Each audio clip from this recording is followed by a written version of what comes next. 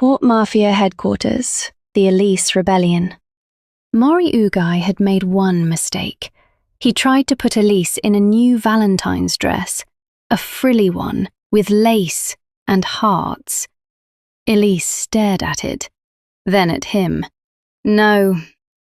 5 minutes later, the Port Mafia hallways were decorated in stolen ribbons, overturned chocolate trays, and glitter. Enter accomplice, Q Umeno. Q sat cross-legged in the middle of the chaos, swinging their legs innocently, while Elise declared the building officially anti-dress. Mori stood in the doorway. I only wanted you to look cute. I am cute, Elise snapped. Q giggled. Someone had drawn a mustache on Mori's portrait in the main hall. For once, the demon lord of the Port Mafia was losing. Fine Valentine, Yosano and Koyo. In a quiet tea room, the chaos didn't reach. Yosano Akiko rested her chin in her hand, smiling lazily. Across from her sat Uzuki Koyo, composed as ever.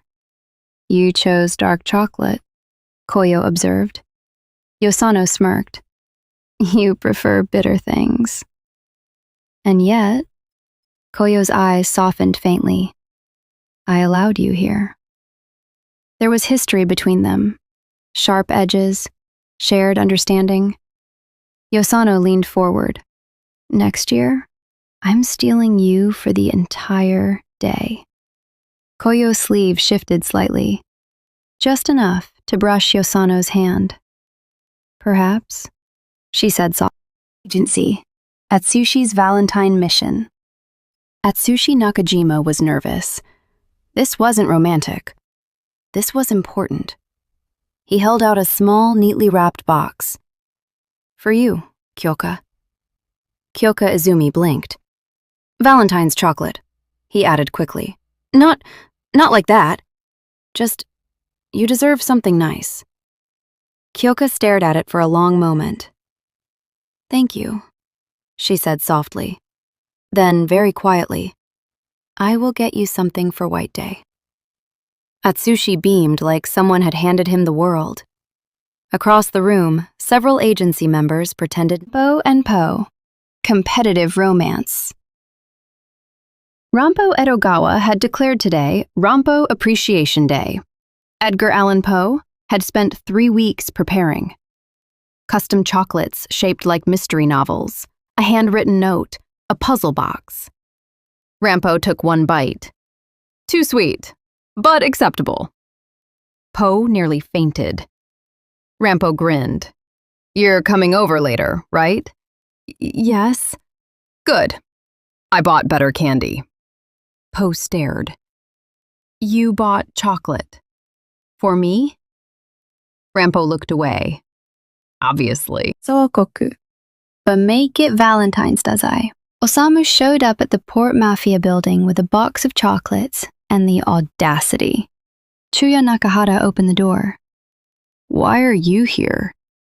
To see my Valentine. Chuya stared at him. You're insufferable. And yet, Dazai smiled, softer than usual. You opened the door. Chuya snatched the chocolates. I didn't get you anything. Dazai shrugged. You always do. A pause. Chuya flicked his hat lower. Don't make it weird. Too late.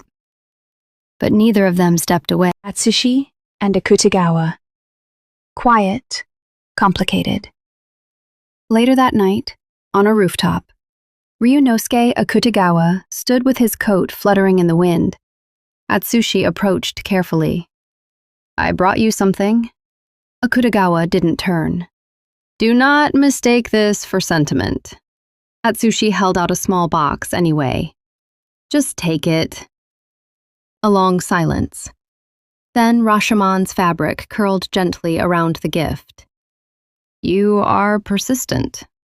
Atsushi smiled. Yeah.